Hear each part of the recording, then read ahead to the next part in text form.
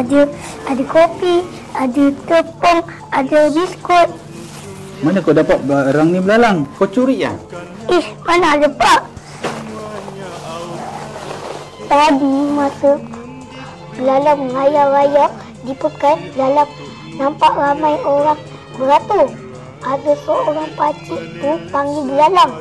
Pakcik tu kata, ini bantuan dari zakat untuk orang miskin.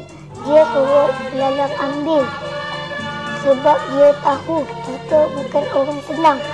Alhamdulillah, besar betul anak abang belalang. Zakat betul-betul bantu orang susah macam kita ni.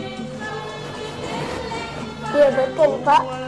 Kalau kita dah banyak rezeki, kita pun kena buatkan zakat ya Pak. Itulah yang sebaiknya belalang. Kita ni hidup bukan sekadar untuk cukup diri sendiri je, tapi kita pun kena membantu orang lain juga. Betul Pak, hari ni kita dapat rezeki, esok pula kita berkongsi. Nanti belalang akan masak sedap-sedap untuk bapak ya. Macam ni lah anak bapa.